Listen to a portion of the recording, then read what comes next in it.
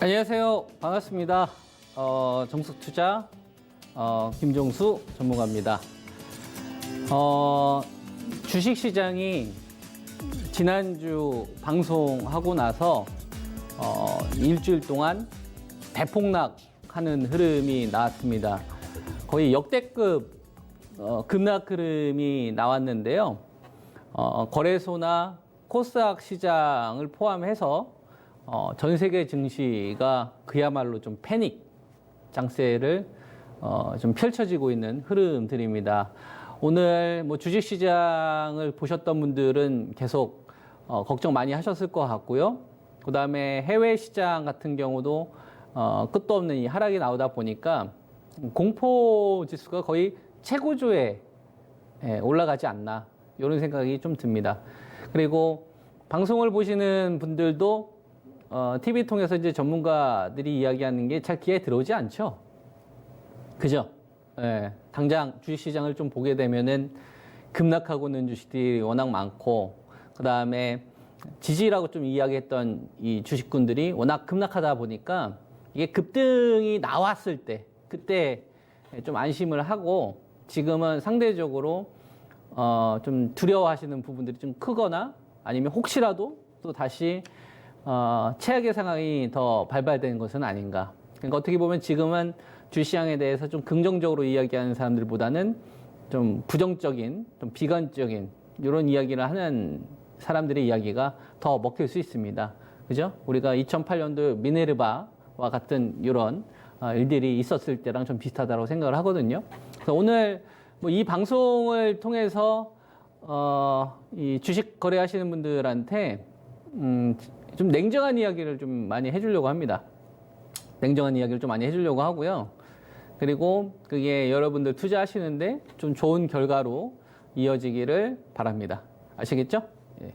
자, 오늘 우리나라 코스피 주식시장이 1987포인트까지 대폭락하는 흐름이 나왔어요.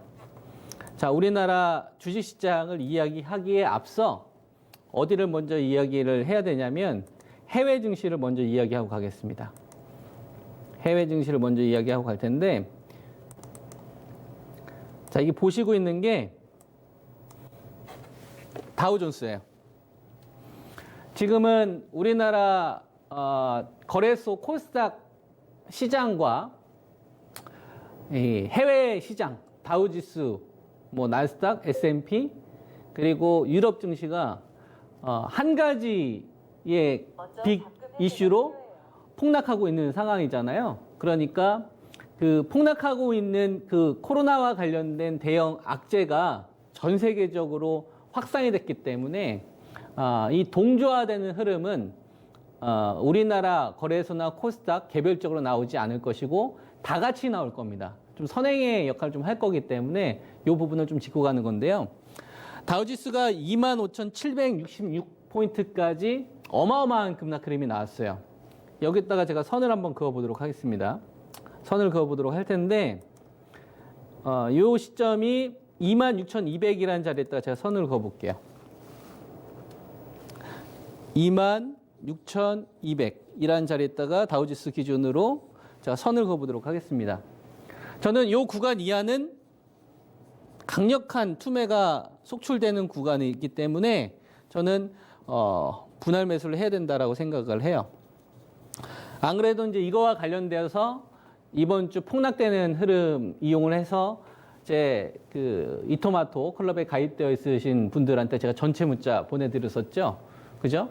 그래서 26,200이라는 이 숫자 이하에서는 다우지수가 추가적인 조정이 나온다 하더라도 전 이후 V자 반등이 전 나올 수 있는 충분한 자리다라고 보고 있는데, 이제 왜 그러냐면 이 자리는 어느 자리냐면 작년도 10월달 이 자리입니다. 작년도 10월달. 작년도 10월달 초에 무슨 일이 있었냐면 미국이 주도주가 탄생하기 전이었어요. 테슬라라는 주식이 탄생하기 전이었다고요. 즉 요거 이후에 다우지수 같은 경우는 순전히 기대감이나 모멘텀이나 요 플레이로 올라갔다가 처음으로 펀더멘탈에서 거품이 빠진 자리까지 원상 복귀했던 자리입니다. 그래서 요거 이하에서는 이제 거품이라는 거품은 저는 싹 다 사라졌다고 보는 거죠. 근데 요게 처음이 아니에요. 조금 더 과거로 가보도록 하겠습니다. 지금 현재 다우지수 같은 경우는 고점에서 얼마 정도 하락 조정이 나왔냐면요. 약 13% 정도 하락 조정이 나왔어요. 13% 정도 하락 조정이 나왔는데 고점에서 이 하락 흐름이 나왔는데 이 트럼프 대통령이 집권하고 나서 다우존스가 가장 크게 급락이 나왔던 자리를 한번 우리가 가보도록 하겠습니다. 왜냐하면 증시에 민감한 그 대통령이잖아요. 그래서 조금 더 과거를 가보면 이 시점이 언제냐면 2018년도 이때죠. 2018년도 과거로 가보면 12월 달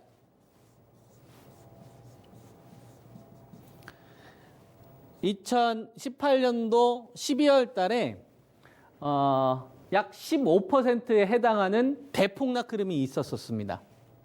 이때가 이제 어떤 문제가 있었냐면 트럼프 대통령에 대해서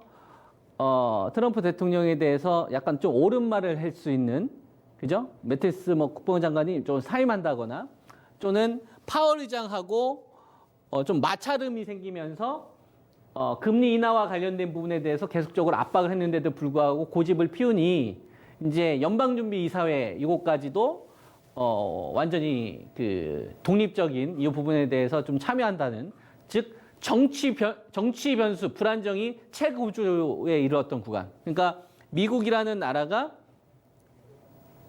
자체가 불확실성이 커졌던 구간인 거예요. 그러니까 미국은 전 세계의 어떤 기축을 가지고 있는 게 두 개가 있지 않습니까? 달러하고 그다음에 연방준비이사회 FDA, 그다음에 이제 FDA라는 강력한 이게 있는데 그 미국이라는 시장 자체가 한 번도 경험하지 못했던 비정상적인 행동들이 나오다 보니까 이때 대폭락이 나왔었죠. 물론 이제 셧다운도 있었습니다. 셧다운도 있었고 미중 무역 분쟁과 관련된 이런 부분들도 진행 중이었는데 더 내부적으로 미국이라는 나라가 흔들릴 수 있을 만한 불안감이 커지면서 수습이 안 되니까 미국이 정치 변수가 너무 큰 악재가 예측하기 어려운 변수가 생기다 보니까 그 문제에 대한 답이 안 나오기 전까지는 저런 역대급 하락이 나왔었죠. 물론 이제 우리나라 시장도 같이 급락을 했습니다. 근데 급반등이 나왔던 시점이 있었죠. 그죠? 저는 지금의 사건과 별반 다르지 않다고 생각을 합니다. 코로나와 관련된 부분을 우리가 지금 현재 구간에서 경제 변수나 자연재해 측면으로만 생각이 갇히면 포인트가 잘 안 보여요. 맞추기가 어렵습니다. 핵심을 찾기가 어렵다는 얘기죠.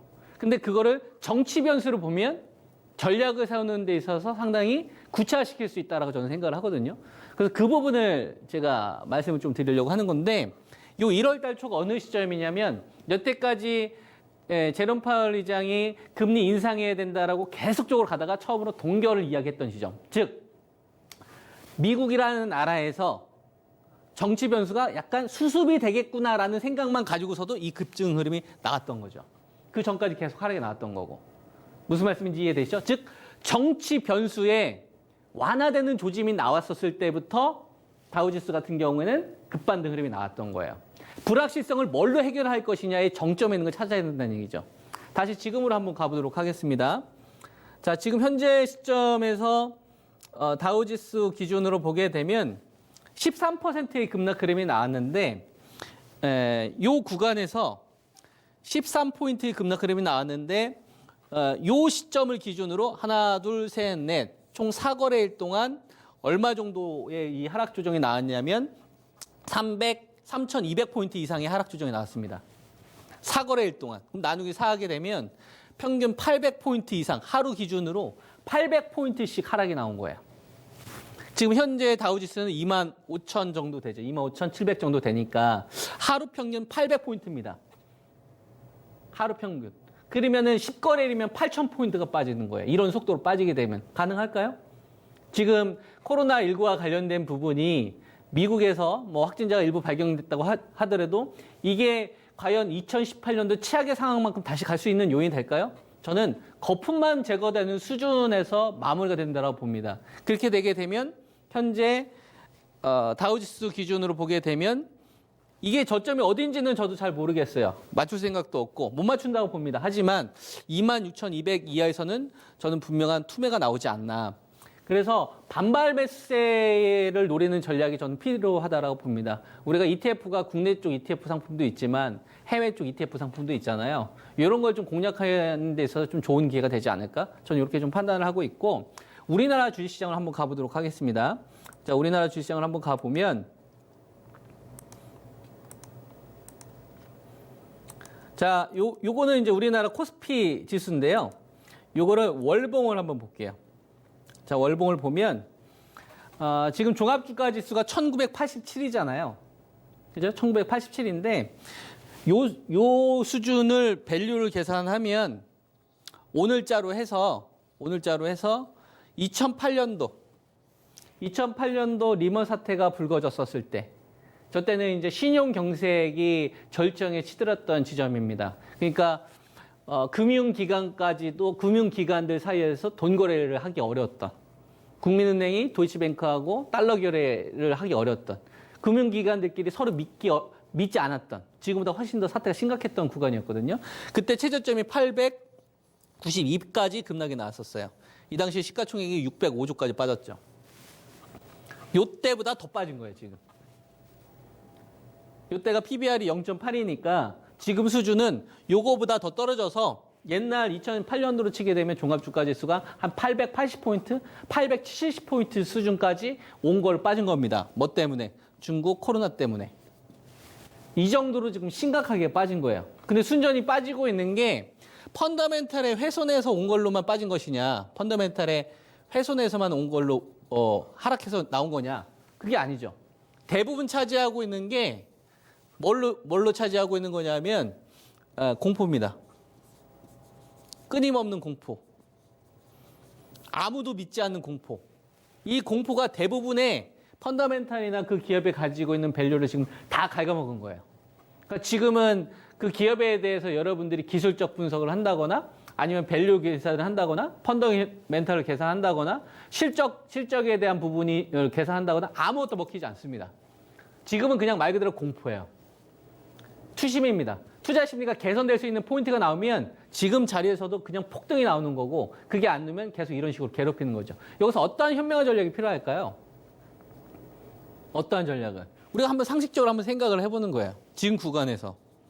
비상식적으로 시장이 움직이잖아요, 지금. 비상식적으로 움직이고 있는 시장에서는 비상식적으로 접근하게 되면 깨지니까 상식적으로 접근을 하는 거예요. 2008년도 이때보다 심각할까? 이때는 삼성전자나 하이닉스를 비롯한 우리나라 대부분 기업들이 실질적으로 이익 감소도 있었고 대부분 다 적자도 났던 구간입니다. 그리고 하이닉스도 적자 나던 구간이고요. 삼성전자가 20조도 못 벌었던 구간이에요.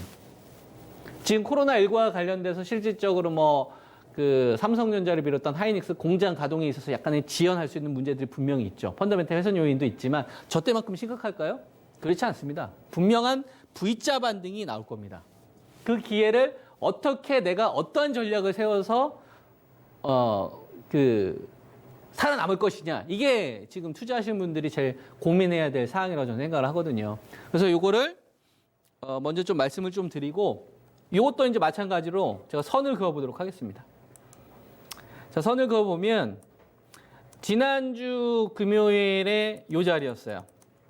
2162. 이 자리에서 이제 제가 여러분들에게 말씀을 드렸고, 이때 이제 제가 제시해드렸던 전략이 2240과 그 다음에 2150과 2180 요 라인이었죠.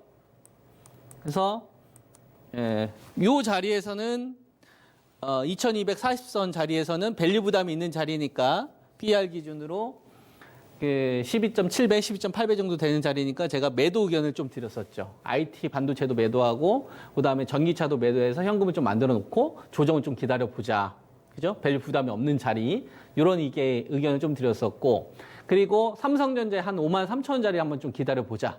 그죠? 저 구간에서는 자신 있게 따라갈 수가 없다. 그래서 여러분들 자신 있게 추천드릴 수 없다. 이런 의견을 좀 드렸었죠. 그래서 조정이 나왔는데 그 다음 날 개파락이 나왔어요. 개파락이 나왔는데 아주 크게 나왔습니다.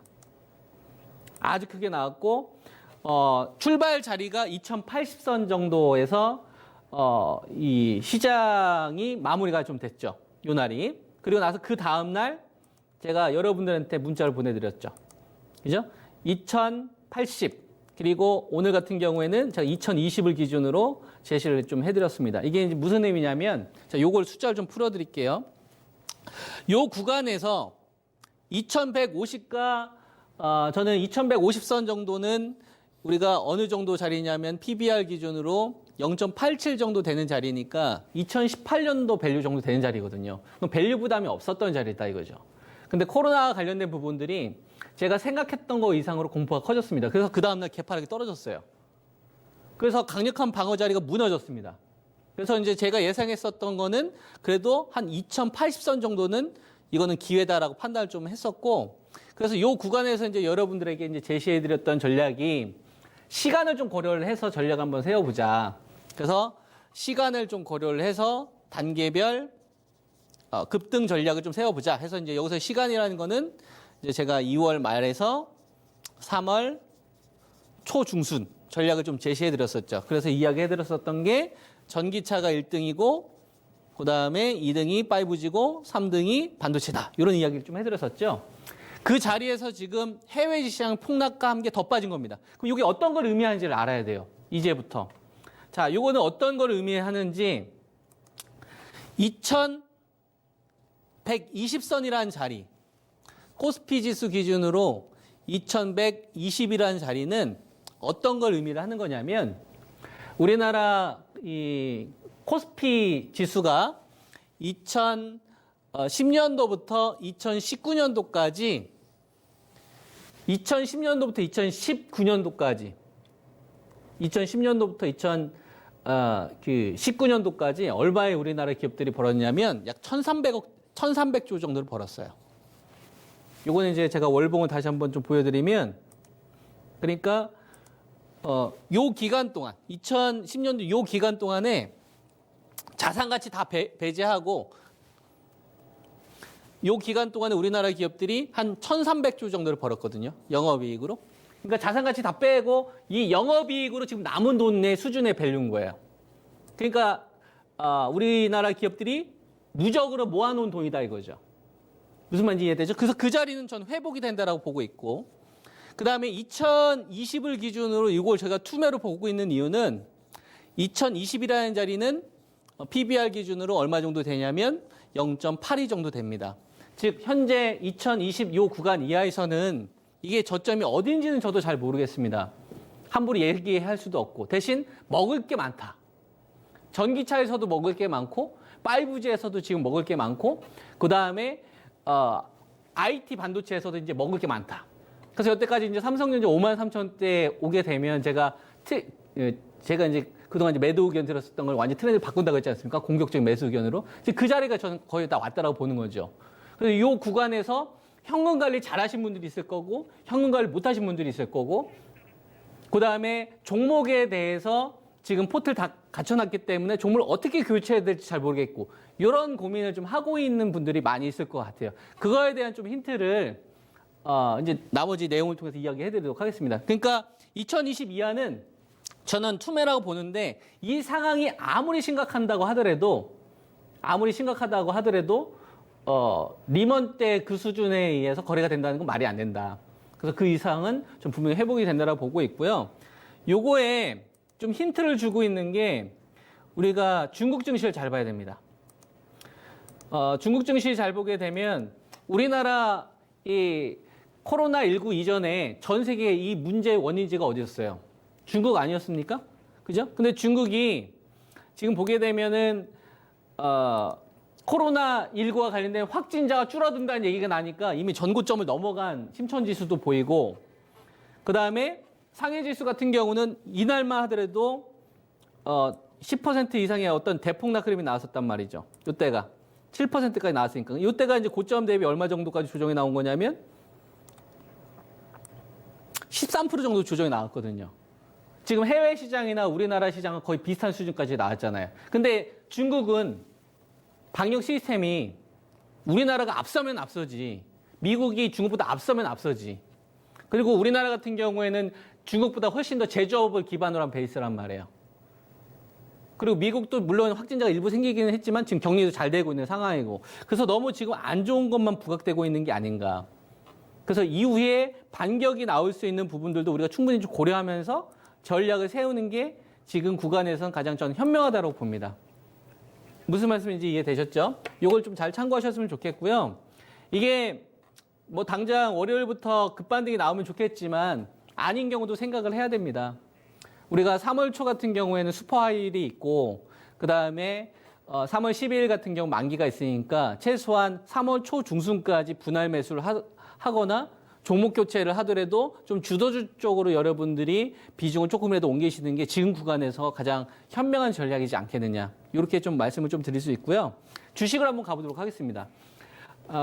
코로나 테마주와 관련된 부분에 대해서 이야기를 좀 해드렸던 게 얘네들이 죽어야 된다. 그래서 PCL. 죽었다가 죽는 시점에 시장 반등 나왔다가 다시 문제 커지고 나서 반등 나오죠. 그리고 다시 지금 조정 흐름 나오고. 그죠? 그 다음에 백강산업. 이런 테마주들이 지금 되게 중요해요. 바로미터 역할을 합니다. 그 다음에 완전히 죽지가 않았어요. 그 다음에 파로 같은 주식. 살리지 않고 지금 직전 저점 위협하고 있죠. 자, 그 다음에 웰트론.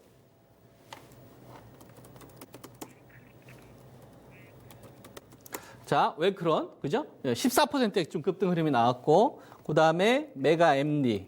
자, 메가 MD 같은 경우도 오늘 폭락한 거에 비해서 강세 흐름이 나왔고. 자, 이거를 저는 사라고 하는 게 아닙니다. 지금 보여주고 있는 테마주들은 시장에서 어떻게 보면 좀 빈틈을 보이고 있는 주식이잖아요. 이런 주식들이 완전 다 작살나야 된다는 얘기예요. 그러니까 보게 되면, 예를 들면은, PCL 같은 경우가 가다가 오늘 갑자기 급등 흐름이 나오다가 갑자기 장 후반에 이런 식으로 갑자기 죽었잖아요. 그죠? 갑자기 죽어가는 흐름이 나잖아요. 그러면 이런 주식들이 나오면 코로나19 때문에 피해받았던 주식들 일부들이 꼬리를 달기 시작한다는 얘기예요. 예를 들면은 어떤 주식들이 있냐면은 파라다이스 같은 주식들이 갑자기 이제 이런 구간에서 꼬리가 달리는 거죠. 무슨 말인지 이해되죠? 그러니까 여러분들한테 보여드렸던 저런 테마주들이 완전 다 작살나는 흐름들이 우리가 정말 이 하락이 이제 마무리가 되고 올라설 수가 있겠구나. 이 생각을 고려하시면서 전략을 좀 세우셔야 될 것 같고요. 그 다음에 그동안 삼성전자는 제가 6만 원대 따라가지 말고 계속 5만 3천 원대 기다려보자. 다음 주 정도 되게 되면 오지 않겠습니까? 그죠? 저는 그렇게 되면 이제 더 이상 삼성전자에 대한 매도 의견 못 드립니다. IT 반도체 전체에 대한 매수 포인트를 이제 저는 잡아야 된다고 보고 있고, 그 다음에 같이 볼 수 있는 게 하이닉스인데요. 87,900원. 다음 주 추가적인 조정이 나와도 저는 매수해야 된다고 보고 있고, 반등 나와도 매수해야 된다고 보고 있고, 횡보해도 매수해야 된다고 봅니다. 이제 IT 반도체에 대한 매도 의견 못 줘요. 단 여기서 예외가 있습니다. 애플 관련된 주식은 예외입니다. 예를 들면 BH 같은 거. 애플 관련된 주식에 대해서 예를 들어서 LG 이노텍. 그러니까 요번에 IT 반도체 쪽 관련돼서 내가 공략을 한다고 한다면 애플 관련된 주식을 제외하고 삼성 쪽 관련된 주식을 해라. 그리고 대형주 하시는 분들은 차라리 삼성전자하고 하이닉스를 놓으시는 게 훨씬 더 안전하다. 이 말씀을 좀 드리도록 하고요. 그 다음에 전기차. 저는 IT보다는 전기차를 훨씬 더 우위에 있다고 봅니다. 삼성 SDI. 지금 29만 5천 원까지 35만 원에서 한 6만 원 정도 조정 흐름이 나왔는데, 만약에 다음 주 횡보해도, 다음 주 조정이 나오더라도, 다음 주 반등이 나오더라도 사야 된다고 봅니다. 이 전략은 월요일에 해당하는 전략이 아니고요. 3월 초에서 3월 중순까지. 아시겠죠? 왜냐? 저점을 몰라요. 대신 어느 정도가 됐었을 때 우리가 리스크보다 먹을 게 많으냐. 이걸 좀 말씀을 좀 드리는 거고, 그 다음에 에코프로 BM. 그러니까 전기차 관련된 주식들에 대해서는 조정이 나와도 저는 매수해야 된다고 보고 있고요. 횡보에도 나와도 매수해야 된다. 그리고 반등이 나와도 매수해야 된다. 전기차 쪽과 IT 반도체에 대해서 그동안 이제 적극적으로 이제 공략할 때가 이제 왔다. 요 의견 좀 드리고, 5G는 이번에 상대적으로 좀 약세 흐름이 많이 나오는데, HFR, 그죠? HFR, 이 주식도 42,000원까지 가다가 한 35,000원대까지 좀 조정이 나왔고요. 그 다음에 대장이었던 이노와이어 같은 경우도 37,000원, 48,000원대에서 만원 정도 조정 흐름이 나왔고, 그 다음에 솔리드도 7,000원까지 가다가 한 5,440원까지. 그래서 5G 관련된 주식뿐만 아니라 다 빠졌어요. 다 빠졌는데 이들 섹터를 공략을 하게 되면 동일한 섹터 내에서 최우선으로 해야 되지 않나 이렇게 이제 보고 있고요. 제가 이제 그 클럽에 등록되어 있으신 분들한테 그런 이야기를 좀 썼습니다. 어떤 이야기를 좀 썼냐면 주식을 할 때 이런 경우가 항상 나타나요. 자기가 생각했던 것보다 항상 조정이 더 많이 나오고 그다음에 생각했던 것보다 더 괴롭히고 공포를 더 일으키는 구간들이 많이 나옵니다. 그랬었을 때 사람이라는 게 아무래도 이제 심리에 민감하다 보니까 많이 흔들리거든요. 이랬을 때는 여러분들이 저점을 맞추려고 하지 마시고요. 반등이 내일부터 나올 것이다. 내일 모레부터 나올 거다. 이걸 생각하게 되면 답이 안 나옵니다. 스트레스도 많이 생기고요. 그래서 그 구간에서는 이렇게 생각하시는 거예요. 이번 반등이 나오면 누가 제일 먼저 반등이 나올까? 반등이 나오게 되면 누가 제일 빨리 나올까? 내가 지금 가용할 수 있는 현금이 있어? 그러면 가용할 수 있는 현금이 없어. 이렇게 나눠서 현금 있으신 분들은 어느 쪽을 제일 먼저 살까? 현금이 없으신 분들은 어떻게 하셔야겠어요? 현금이 없으신 분들은 내가 가지고 있는 주식들 가운데 어디를 비중을 줄이고 제일 강한 쪽 어디를 실까? 이걸 고민하는 게 훨씬 더 생산적이다 이거죠. 지금같이 패닉이 나오는 시장에서는. 그 타켓은 주도주에서 골라야 됩니다. IT 반도체, 전기차, 5G가 무조건 포트의 메인이 돼야 되고요. 그중에서 우선순위는 그동안에는 전기차였잖아요. 전기차 메인으로 두시고 이제는 IT 반도체까지도 5G랑 같이 우선순위에 둬야 됩니다. 그래서 삼성전자하고 하이닉스를 기준으로 오늘 많이 설명 좀 드렸으니까 이거 잘 참고하셔서 험난한 구간인데 기회로 만들 수 있어요. 포기하지 마시고 아셨죠? 심리, 패닉, 지지 마시고 가치에 집중하십시오. 성우 투자하시기 바랍니다. 감사합니다.